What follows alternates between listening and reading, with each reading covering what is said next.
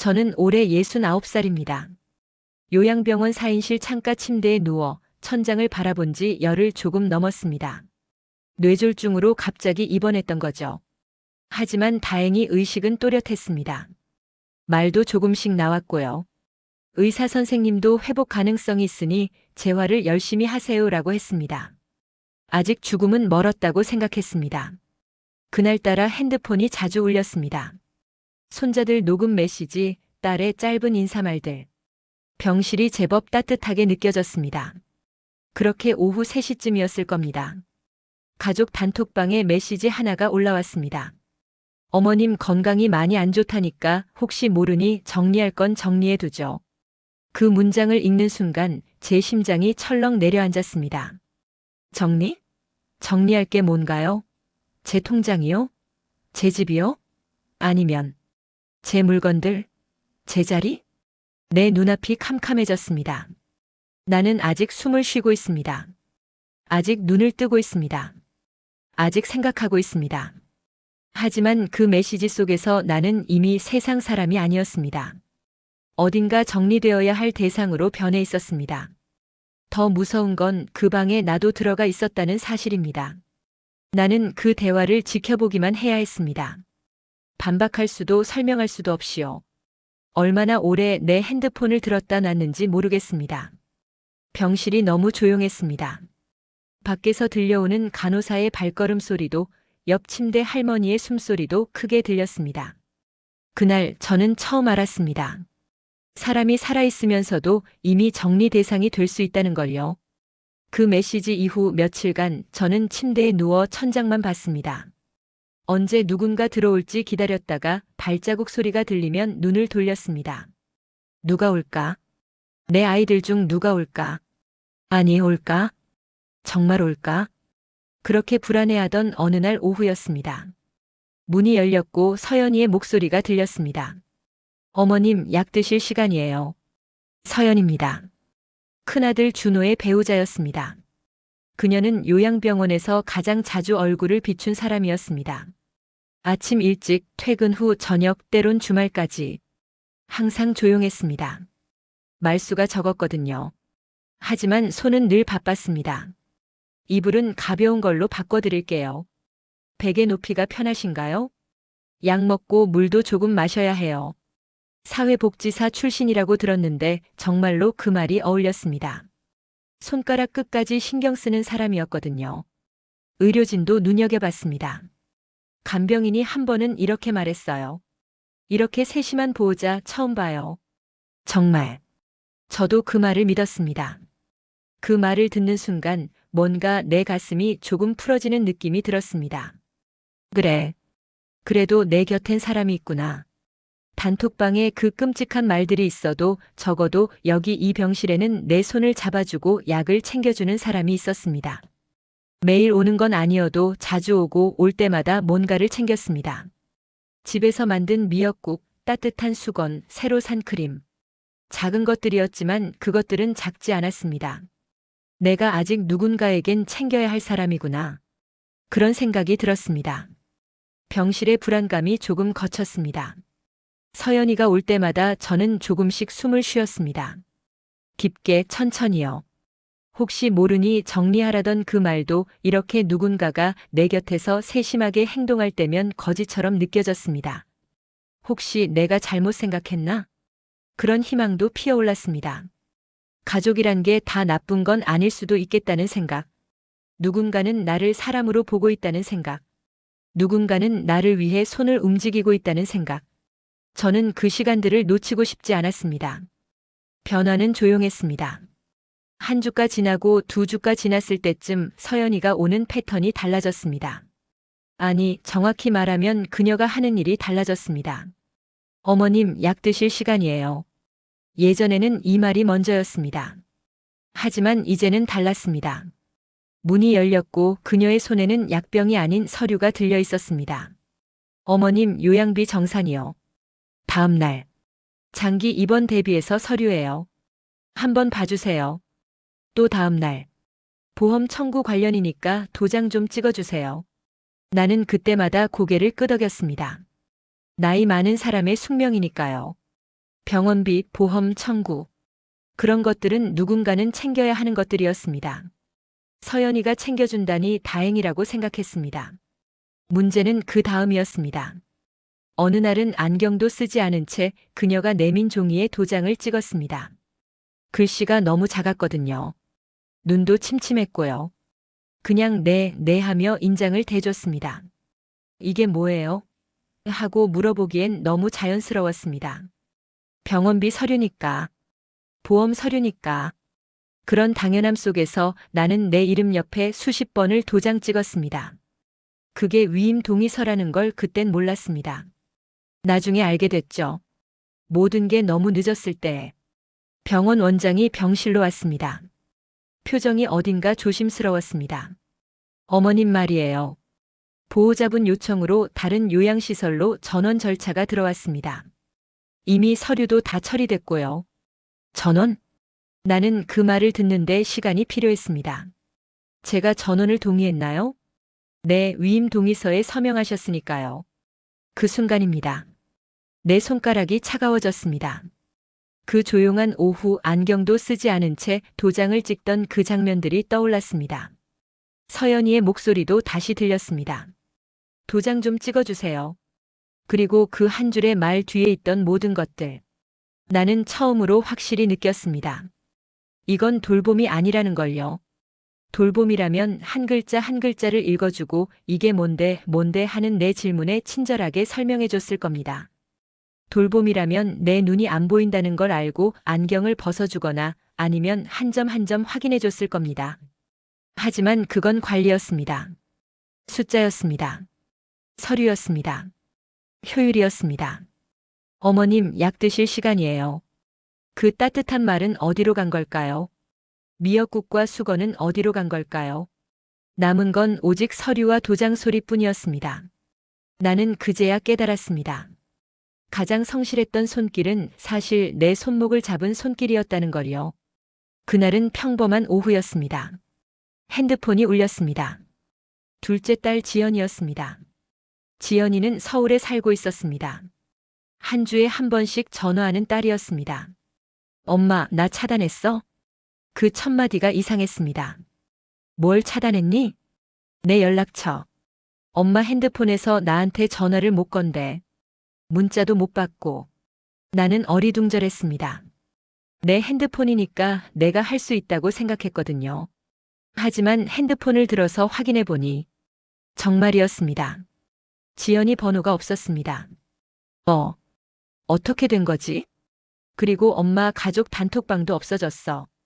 우리 형들 번호도 없고 아빠 번호도 없고. 엄마 핸드폰 이상한 거 아니야? 그 순간이었습니다. 내 등골이 오싹해졌습니다. 전화를 끊은 후 나는 천천히 핸드폰을 들었습니다. 손가락이 떨렸습니다. 연락처 목록을 하나하나 확인했습니다. 큰아들 준호 없었습니다. 작은아들 준영 없었습니다. 남편 연락처 없었습니다. 가족 단톡방 없었습니다. 내 손가락이 멈췄습니다. 핸드폰은 내 손 안에 있었습니다. 하지만 그 안의 세상은 내가 만든 게 아니었습니다. 누군가가 조용히, 아주 조용히 내 세상을 정리하고 있었던 겁니다. 언제부터였을까요? 서연이가 병실에 올 때마다 내 핸드폰을 만질 때 배터리 빼드릴게요, 충전해드릴게요 하면서요. 그때마다 내 핸드폰은 그녀의 손에 있었습니다. 나는 그걸 당연한 것으로 받아들였습니다. 병들었으니까, 약하니까. 내 손 위에 생기는 주름을 보고 조용히 내 핸드폰을 맡겼습니다. 그 밤 나는 병실 천장을 봤습니다. 천장은 늘 그대로였습니다. 하얀 천장, 불을 밝히는 네모난 형광등들. 거기엔 아무것도 바뀐 게 없었습니다. 하지만 내 세상은 바뀌고 있었습니다. 혼자서요. 병실에 누워서요. 혹시 나를 대신해 내 삶을 정리하고 있는 건 아닐까? 그 생각이 제 머릿속을 맴돌았습니다. 처음엔 정리라는 단어가 불안했습니다. 그 다음엔 서류였습니다. 위임 동의서였습니다. 그리고 이제는 연락처였습니다. 내 목소리였습니다. 내 존재였습니다. 아이들이 엄마를 찾아도 찾을 수 없게요. 엄마가 아이들을 부르려 해도 부를 수 없게요. 아주 조용하게 누군가는 나라는 사람을 사라지게 하고 있었습니다. 살아있으면서도요. 내 핸드폰을 들었다 놨습니다. 화면에는 내 사진도 없었습니다. 배경화면도 아들들 사진이 아니었습니다. 언제부터 바뀐 거지? 이건 더 이상 내 핸드폰이 아니었습니다. 이건 감옥이었습니다. 그리고 감옥의 열쇠는 내 손이 아닌 다른 누군가의 손에 있었습니다. 병실에서 나는 처음으로 진짜 두려워했습니다. 죽음이 아닌 사라짐을요. 살아있으면서도 누군가에게 지워지는 그 느낌을요. 다음 날 아침 지연의 목소리는 떨렸습니다. 엄마. 엄마 집이. 전화 너머로 딸의 숨소리가 들렸습니다. 불안한 숨소리였습니다. 뭐가? 엄마 집이 매물로 나와 있어. 부동산에 떠 있어. 내가 직접 확인했어. 내 귀가 먹먹했습니다. 내 집이? 지연이는 계속 말했습니다. 엄마 더 있어. 매도인 연락처가. 딸의 목소리가 끊겼습니다. 뭔데? 매도인이 서연 이모야. 서연 이모 번호로 되어 있어. 그 순간 세상이 멈췄습니다. 나는 정말 천천히 눕혀있던 머리를 들었습니다. 병실의 천장이 보였습니다. 하얀 천장, 네모난 형광등. 거기엔 변한 게 없었습니다. 하지만 내 세상은 송두리째 흔들리고 있었습니다. 집입니다. 그 집은 단순한 건물이 아니었습니다. 30년을 남편과 함께 보낸 집이었습니다. 아이들이 자라난 집이었습니다. 남편이 돌아가신 후 내가 그 방에 앉아 남편 냄새를 맡던 집이었습니다. 남편의 옷장을 열고 울던 집이었습니다. 손톱만 한 사진 한 장으로라도 남편을 느끼고 싶어서 벽에 붙여놨던 집이었습니다. 그 집이 팔리고 있었습니다. 내가 모르는 사이에요. 내 동의 없이요. 아니, 내 동의가 있었습니다. 안경도 쓰지 않은 채 도장을 찍으며 말이죠. 도장 좀 찍어주세요. 그 말이 들렸습니다. 지금도 들렸습니다. 처음엔 요양비였습니다. 보험이었습니다. 청구서였습니다. 그렇게 시작했습니다. 그리고 이제는 집입니다. 내 집입니다. 남편과의 마지막 접점인 그 집입니다. 내 손가락들이 차가워졌습니다. 생각이 정렬되기 시작했습니다. 단톡방의 그 말부터 혹시 모르니 정리할 건 정리해두죠. 그 말은 위협이 아니었습니다. 예언이었습니다. 계획의 선언이었습니다. 그 다음 서연이의 등장. 조용하고 세심하고 신뢰받는 그 손길. 그것도 계획이었습니다. 서류들. 안경도 없이 도장을 찍게 만든 위임 동의서. 계획이었습니다. 연락처 삭제. 아이들과의 단절. 그것도 계획이었습니다. 그리고 이제 집입니다. 모든 게 맞춰졌습니다. 정교하게, 조용하게, 아무도 모르게. 나는 처음으로 확신했습니다. 이건 선의가 아니라는 걸요. 돌봄이 아니라는 걸요. 이건 계획이었습니다. 아주 치밀한 아주 긴 계획이었습니다. 병실에 누워 남편 생각도 못할 정도로 약해진 내 모습을 지켜보면서 누군가는 내 집의 문을 열고 있었습니다. 내 남편의 옷장을 열고 있었습니다. 벽에 붙은 사진을 떼어내고 있었습니다. 내 남편. 그분을 찾아도 되는 건가요? 그분이 남기신 집도 남기신 물건도 남기신 기억도 모두 사라지면 그분도 정말 사라지는 건가요? 내 눈에서 눈물이 흘렀습니다. 병실의 불이 흔들렸습니다. 아니, 내 눈이 흔들린 거였습니다. 지연이의 목소리가 계속 들렸습니다. 엄마, 엄마. 나는 대답할 수 없었습니다. 내 목소리도 이미 누군가의 손에 있었으니까요. 지연은 멈추지 않았습니다. 그날 밤부터 다음날 새벽까지 딸은 움직였습니다. 은행 기록을 뜯어봤고 병원 서류를 모았고 요양원 영상을 확인했고 부동산 거래를 추적했습니다. 어느 딸이 그렇게까지 할까요? 엄마를 위해서라면 밤을 새가며 움직이는 딸이 있다는 것을요. 나는 병실에서 그 모습을 봤습니다. 지연이가 가져온 서류들, 그 안에 서명들. 내 서명이라고 주장되는 글씨들. 하지만 그건 내 글씨가 아니었습니다. 나는 평생 같은 모양으로 이름을 썼습니다. 처음 결혼해서 아이들을 낳아서 남편이 돌아갔을 때도 수십 년 같은 손가락으로 같은 글씨를 써왔습니다. 그 서류 위의 서명은 낯설었습니다. 누군가가 흉내낸 내 이름이었습니다. 경찰이 병실로 찾아왔습니다. 파일을 들고 펜을 들고 차근차근 물었습니다. 이 서류에 서명하신 거 맞습니까? 아닙니다. 이 위임 동의서는? 저게 아닙니다. 부동산 매도 계약서는? 그것도 아닙니다. 한 장 한 장 나는 고개를 저었습니다. 그 모습을 보며 경찰관의 표정이 굳어졌습니다. 결국 조사가 시작됐습니다. 후견인 권한 남용, 문서 위조, 사기, 여러 혐의가 쌓였습니다. 서연은 경찰서로 끌려갔습니다. 나는 그 모습을 보며 뭘 느껴야 할지 몰랐습니다. 분노, 슬픔, 안도, 모두였습니다. 그리고 며칠 후 서연이가 다시 나타났습니다. 변호사를 데리고 낮은 목소리로 말했습니다. 어머님, 저 죄송합니다. 하지만 제가 한 모든 게 어머님을 위해서였어요. 요양비도 비싸고 집도 관리해야 하고 어머님 미래를 위해서. 그 말을 들으며 나는 처음으로 정말 조용하게 대답했습니다. 서연아. 내 목소리는 떨리지 않았습니다. 내 인생을 허락 없이 정리하는 건 돌봄이 아니야. 그 말이 전부였습니다. 돌봄이라면 내게 물었을 거야. 물어보고 기다리고 함께 생각했을 거야. 내가 한 건 그게 아니었어.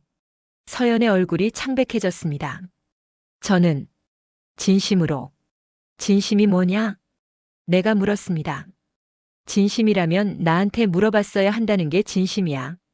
나를 누군가의 관리 대상으로 보는 게 아니라 사람으로 봤어야 한다는 게 진심이야. 병실은 조용해졌습니다. 내 집은 팔려나가고 내 돈은 흩어지고 내 이름은 위조되고 내 연락처는 지워졌어. 그걸 사랑이라고 부르지 마. 내 목소리가 떨렸습니다. 이번엔 정말 떨렸습니다. 나는 죽는 게 무섭지 않아. 하지만 죽기 전에 내 이름으로 된 서류를 위조당하는 건 정말 무서워. 지연이가 엄마 손을 잡았습니다. 경찰은 계속 조사했습니다. 법정으로 가는 길도 길었습니다. 하지만 그것보다 더 무거운 건 내 마음이었습니다. 나는 죽음을 준비하고 있었습니다. 그게 자연스러운 거라고 생각했습니다. 내 나이면 말이에요. 하지만 이제 깨달았어요. 죽음보다 무서운 게 있다는 걸. 사랑한다고 말하면서 천천히 그리고 완벽하게 나를 지워나가는 손길이 있다는 걸. 그 손길이 가장 가까운 사람에게서 나올 수 있다는 걸. 나는 병실 창밖을 봤습니다. 봄이 왔어야 할 계절이었습니다. 하지만 병원의 뜨락은 여전히 회색이었습니다. 다만 내 옆에는 지연이가 앉아 있었습니다. 엄마 괜찮아. 이제 괜찮아. 딸의 목소리가 들렸습니다. 나는 천천히 고개를 돌려 딸을 봤습니다. 맞아요. 이제 아마 괜찮을 거예요. 하지만 기억은 남겠지요. 내 이름이 내 것이 아니었던 그 느낌. 내 집이 내 것이 아니었던 그 공포. 내 목소리가 내 것이 아니었던 그 절망. 그 모든 게 사랑이라는 말 뒤에 숨어 있었다는 걸. 당신이 혹시 비슷한 일을 당하고 있진 않으신가요? 가족이라고 해도 사랑한다고 해도 당신의 것을 묻지도 말하지도 않고 가져가려는 손길이 있지 않은가요? 오늘 우리는 이 이야기가 끝났다고 생각할지도 모릅니다. 하지만 이건 끝이 아닙니다. 이건 시작이었습니다. 지금 나는 재활 치료를 받고 있습니다. 아침엔 햇살을 봅니다. 병실 창에 들어오는 햇살을 보며 눈을 뜹니다. 그게 하루의 시작입니다. 점심엔 딸이 싸온 반찬을 먹습니다. 밥 위에 올려진 계란말이, 된장국, 김. 누군가를 위해 손으로 직접 만든 음식입니다. 그 음식을 먹으며 나는 누군가로부터 사랑받고 있다는 걸 느낍니다. 오후엔 물리치료사가 옵니다. 내 팔을 들었다 내렸다, 다리를 움직였다 멈췄다를 반복합니다. 처음엔 한 발자국도 못 뗐던 내가 이제는 스스로 일어설 수 있게 됐습니다. 저녁엔 준호가 옵니다. 큰아들은 아무 말도 많지 않습니다. 그냥 옆에 앉아서 나랑 밥을 먹고 가끔 웃고 손을 잡습니다. 그 손의 온기로 나는 알 수 있습니다. 나는 아직 누군가의 엄마이다. 이렇게 하루가 지나갑니다. 평범한 하루. 누군가에게는 너무나 당연한 하루. 하지만 몇 개월 전 내게는 상상할 수 없던 하루입니다. 가끔 생각합니다. 밤 천장을 보며 누워있을 때요. 사람은 죽기 전에 먼저 존중받아야 한다는 것을요. 누군가의 손길이 있으면 그게 악이든 선이든 일단 그 손길을 받습니다. 병들면 약해지면 누군가에게 의존하면 그 의존이 때론 위험이 될 수 있다는 걸 나는 알았습니다.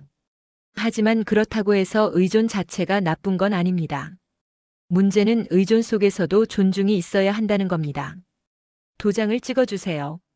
그 말이 들렸을 때 나를 존중하는 사람이라면 이렇게 말했을 겁니다.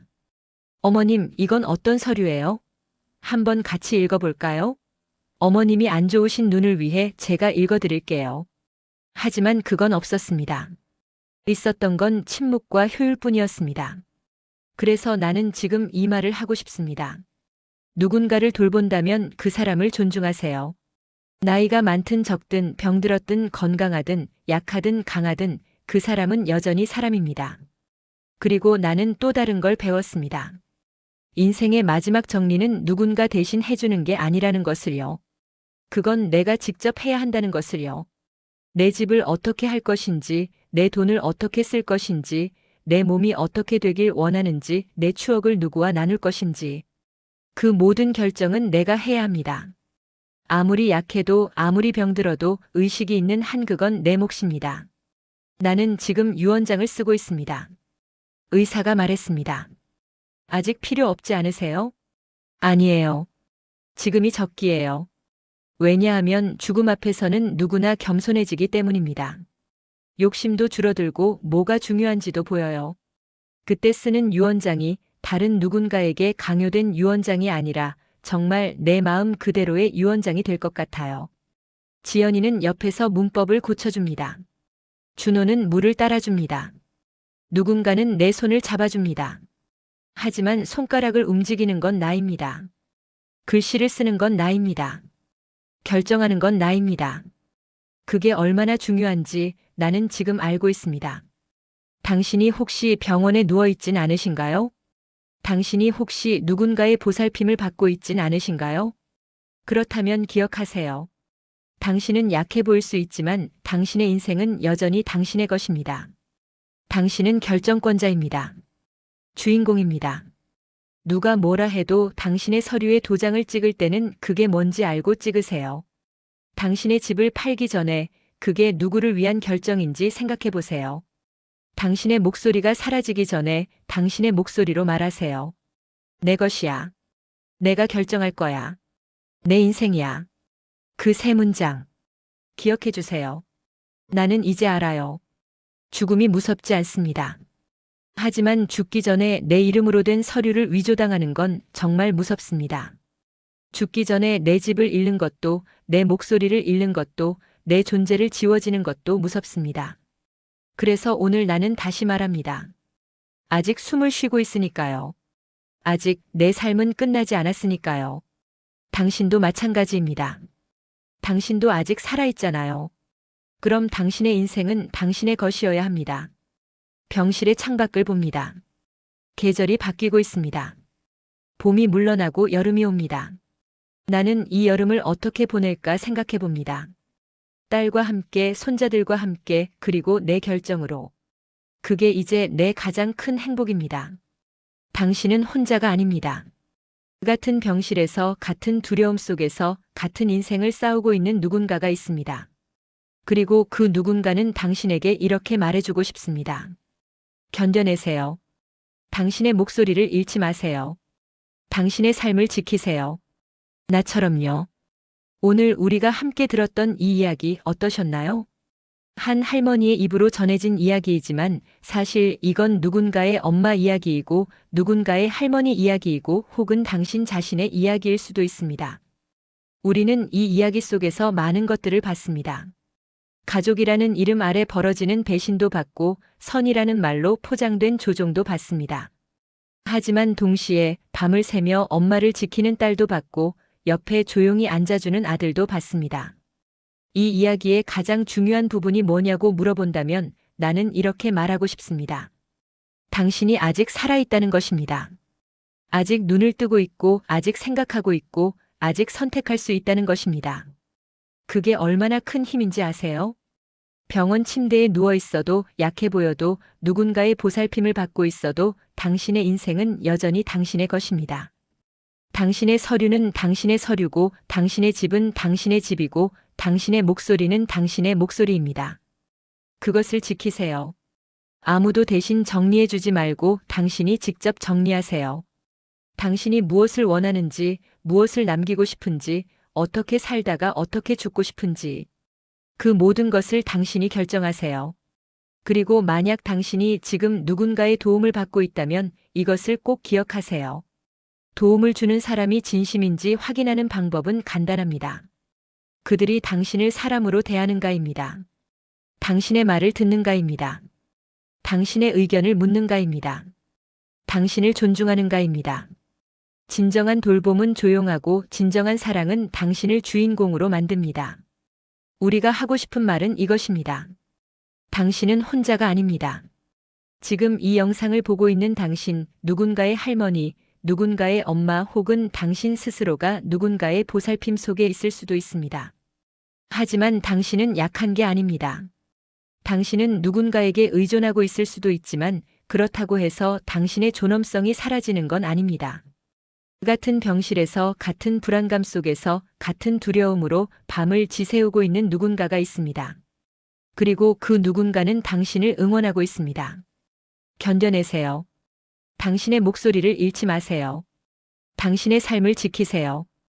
이 메시지가 당신의 마음에 닿았다면 영상 아래 좋아요를 눌러주세요. 그리고 이 이야기가 누군가에게 힘이 될 수 있도록 당신이 아는 누군가에게 이 영상을 공유해 주세요. 말로 하기 힘든 것들, 혼자라고 느껴지는 마음, 그런 것들을 함께 나누는 사람들이 있습니다. 그 누군가가 바로 마음쉼터의 가족입니다. 마음쉼터 라디오를 구독해 주세요. 당신의 이야기를 듣고 싶습니다. 당신의 아픔을 함께하고 싶습니다. 당신이 혼자가 아니라는 것을 느끼게 해주고 싶습니다. 매주 새로운 이야기로, 매주 새로운 위로로 우리는 여기 마음쉼터에서 당신을 기다리고 있습니다. 당신의 이름으로 살아가세요. 당신의 목소리로 말해주세요. 당신의 삶을 지키세요. 당신은 혼자가 아닙니다. 마음쉼터 라디오 구독 부탁드립니다. 우리는 항상 여기 있습니다.